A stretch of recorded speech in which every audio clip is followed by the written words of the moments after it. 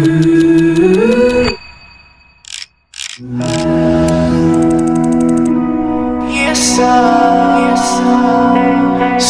I'm gonna leave. I'm driving so far. Tell me why you couldn't take me and say you want. Hello mga ka-readings!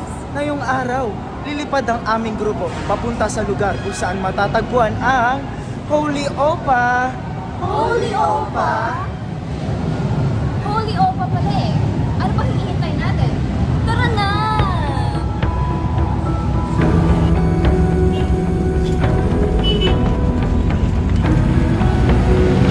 Nandito kami ngayon sa Shrine of Saint Andrew Kim Taegun. Yes! Pero wait. Bakit? Nasaan si Holy Opa? Oo nga no. Asa ba yung Holy Opa na yun? Asan nga ba? Saan? Andito. Holy dito. Si Akil? Hindi yan! Ayun kasi! Yun pala. Nandun daw sa loob. Ano pa inaantay nyo?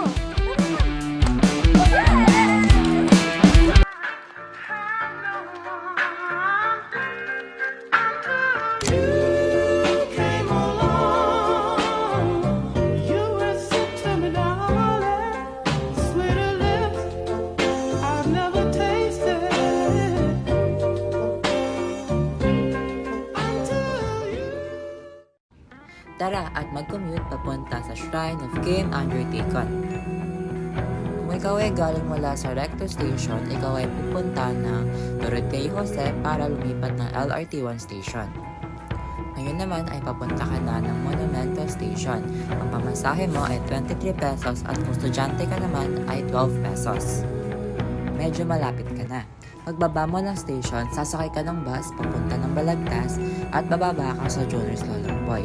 50 pesos ang fare at 40 naman kung estudyante ka. Konting kembot na lang nandyan ka na. Pagbaba mo naman ng bus ay sasakay ka ng tricycle or pwede mo naman ng lakarin. Ang pamasahe ay 15 pesos. Ngayon, nandito ka na sa Shrine of Kim Andrew Taegun. Ganda niya ate oh. So baka maligaw ka pa, tinuro ko na sa'yo kung paano ka pumunta dito mula sa Recto Station.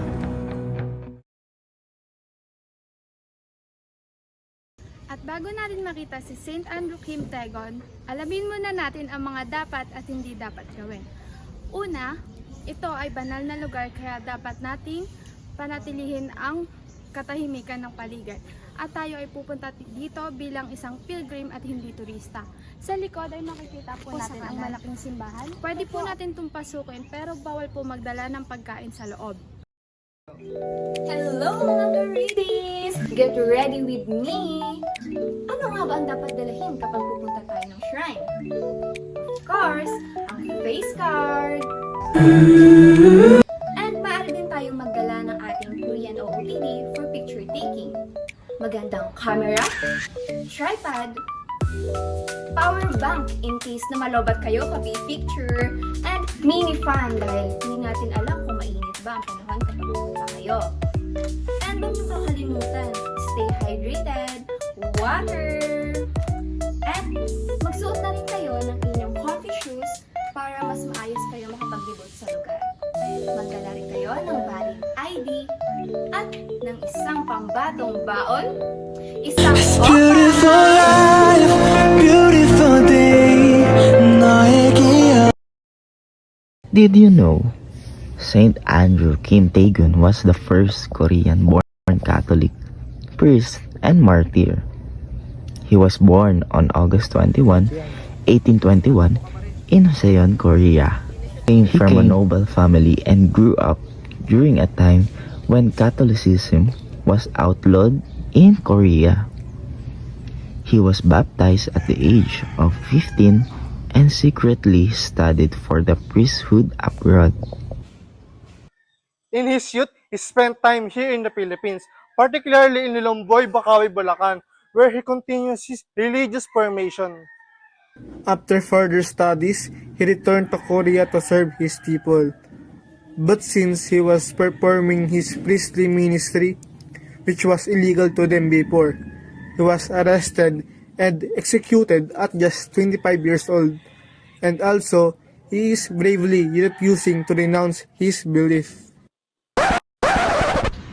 Alam niyo rin ba na si San Andres Kim ay tumira sa Pilipinas? Sa dating tinatawag na Haciendan Lolomboy, na ngayon ay isang shrine na. Noong mga taong 1837, 1839 at 1841, kung saan siya rin ay nagsilbing Spanish interpreter ng mga paring Dominicano. Pope John Paul II canonized him as a saint in 1984. So Kim's short but impactful life has made him a national icon, especially among Korea's Catholic population, and recognizes him as their patron saint.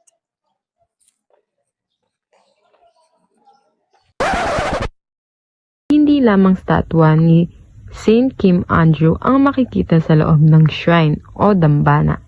Naririto rin ang iba pang mga statwa ng kapwa nito, mga Koreanong Katoliko na kinilala na rin bilang mga santo o santa, at ang mga paring Pilipino na gumabay sa kanyang pamamalagi In sa Bulacan. 1986, the parish was declared a sister parish with a Korean shrine and was dedicated to Saint Andrew Kim Tae-gun because of his historical connection to the area.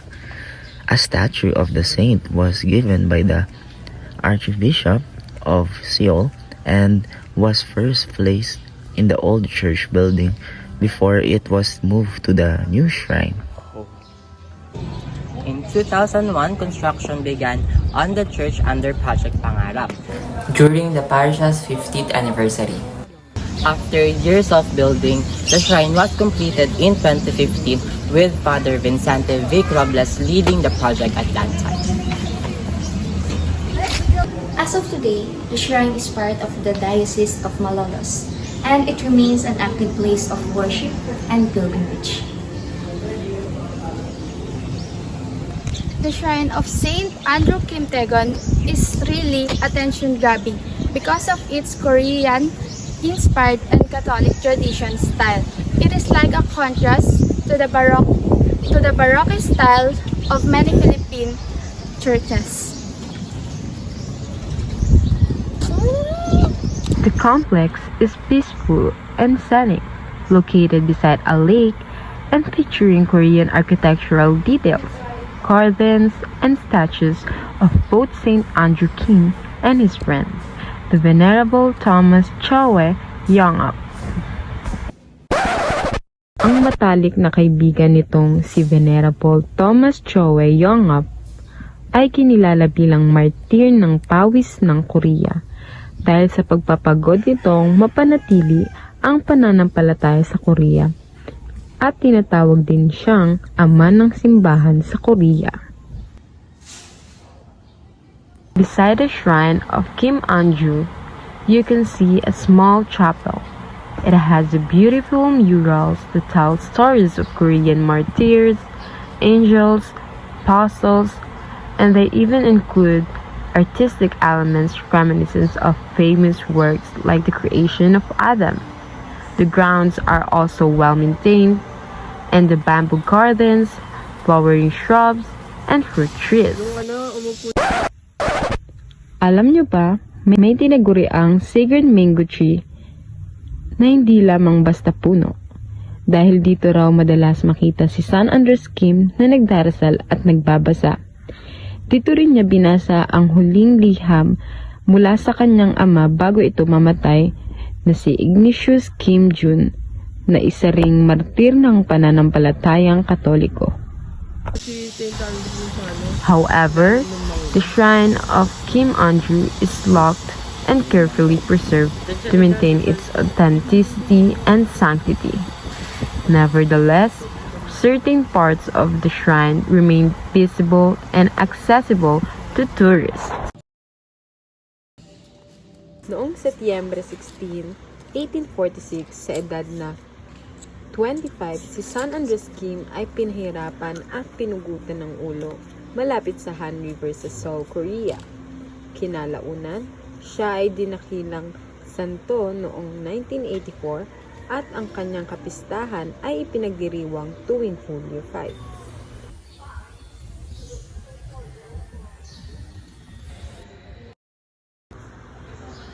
Pang-anim na kaalaman, si San Andres Kim ay nabinyagan sa edad na 15 na nagsimulang mag-aral sa seminaryo sa edad at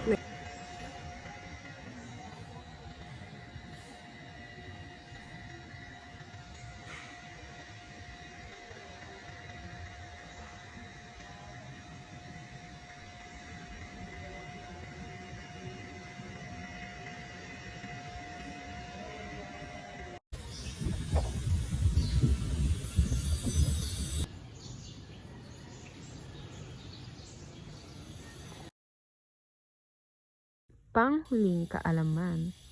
Bakit nga ba nasa Pilipinas si Saint Andrew Kim Tae-gon? Dahil sa kanyang bansa o sa Korea noong dinastiyang Joseon mula 1392 hanggang 1910, ipinagbabawal nito ang relihiyong Katoliko dahil naniniwala ito na sinisira ng paniniwalang Katoliko ang Confucianism na mas tinanggap ng dinastiyang Joseon mula sa China. May tumatak pa rin sa aming isipan at iyon ang tunnel. Kaya naman tinanong namin ang mga nagbabantay doon. Parang gate na gano'n. Gano'n na po. Pero hindi yung tunnel yung sabi ng tunnel. Hindi yung wala ko na sa tunnel na sinasabi mo kami yung tinatanong yung tunnel. Bali, ano lang po. Ano siya yung para makakasin? Oo, arko-arko lang siya na ano, natapos dati open door yun. Pero hindi ko nabutan nung panahon na, nung siguro sa panahon nila. Kasi ilog kasi yan dyan. Ano pa dadaan doon, tapos doon sa ilog yun. Kasi malapit na sa ilog yun. Yan lang, ilog na yan, yung may bahay na yan. Ilang taon na po ba kayo nagbabantay po dito? Oh, 2003 pa. O, ito yung nailang po kayo na sa komunidad ko po or sa inyo po? Sa amin, trabaho. Trabaho. Na wala naman masyado. Parang ganun din eh. Parang regular na nagtrabaho ka, nagtatrabaho ka, sweldo ka nila. Nakatulong din siya rito sa mga tricycle. Yung mga sumasakay, yung mga bisita, gano'n. Yun lang naman ang saka yung regular na trabaho. Araw-araw may trabaho ka, yun lang ang kagandaan dito. Pag gising mo may trabaho. Last na lang po, may mga tradition or ritual po ba na ginaganap dito? Or sineselebrate po? Wala, minsan. Yung ano lang, yung pagkaraniwang Katoliko, yung minsa. Yun, pagkaraniwang kasi Katoliko naman sila eh. Kilala niyo po ba yung padre na namamahala dito? Or yung pastor po na nangasiwa ng misa po? Hindi, kasi pag nag-mimisa dito, kumikimbita sila ng pare, wala may nila, kung saan-saan. Sila kumukuha, kung may contact sila, kung sino-sino. Kung minsan, yung sa parokya, yung dito sa may Jollibee, sa may McDo, mamaya lalabas kayo, tingin kayo sa kaliwa. Yun kasi yung main doon. Main na simbahan dito, pangalawa lang to. Dito sa Lulumboy, yung Santo Cristo yun. Tapos St. Andrew, pangalawang patrol ng San Cristo sa Lulumboy. Wala po yung ano dito, like, hindi po ba kamag-anak yung naghahawak nito? Kamag-anak na tayo. Ni St. Andrew? Hindi, congregation siya ni, alam ko, congregation yung mga madre, itong si St. Andrew, yun ang alam ko. Oo, yun ang alam ko. Ngayon, siguro, so pumunta sila taga Korea, mga madre, tapos, yun, sila nagpalaganap ng ano ni St. Andrew. Kaya, sabi nila, natira dito, yun sabi nila. Siyempre, hindi ko natin alam, kasi sila rin, baka hindi rin nila alam kung totoo, hindi na natira dito. Last na lang po. Yung sa construction po na yun, bakit po siya nagtigil? Pondo. Sa pondo? Tsaka walang pondo siguro. Naubusan ng pondo. Malaki-laki kasi pondo kakailanganan dyan. Kailan pa po yan? Mas una yung mga 2010 o 11. Nung yung pondo yung gagawin ganyan. Tapos inuna yan. Kasi doon sa puti na yun sa building mo. Ano po dapat yan? Simbahan din po? Hindi, ganyan din yung itsura. Kaya lang sarado. Tapos yung second floor, may ikutan doon ng tao. Yun ang plano. Ewan namin. Kasi ano naman yun, wala namang plano yun. Basta isip lang ng contractor na contractor na Koreano kung ano gusto niyang design. Ganun lang. Wala siyang plano, wala siyang kahit ano na papel yung ano, wala. Basta pag inisip niyang gawin, ganun. Patang isip lang niya yung kung ano lang yan, design na gusto niya. Ganun. Pagka ayaw, yung minsan sisirain. Ganun. Pagka gusto, okay. Ayun lang po. Thank you so much po. Naka 10 seconds, Ben. Game. Bilang.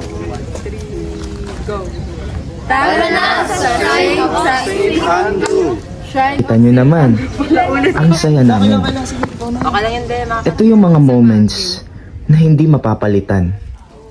Sama-sama kami nagtatawanan, nagbabonding, at ini-enjoy lang ang buhay. Mas masaya talaga ang buhay kapag kasama mo yung mga tao nagpapasaya sa iyo. So, live your life. At kanya-kanyang hangad sa buhay. Sa ilalim ng isang bubong, mga sikretong ibinubulong. Kahit na anong mangyari, kahit nasaan ka man patungo. At ngayon, tapos na tayo. Ako nga pala ulit si Coed. At ako si Akin. At ako si Tyron. At ako si Justin.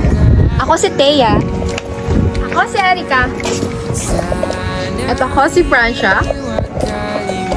Hanggang sa susunod mga ka-readings, Paalam!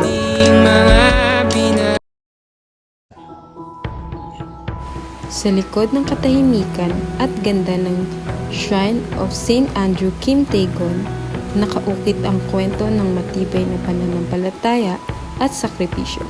Isang paalala na ang paniniwala kahit tahimik ay may malakas na tinig.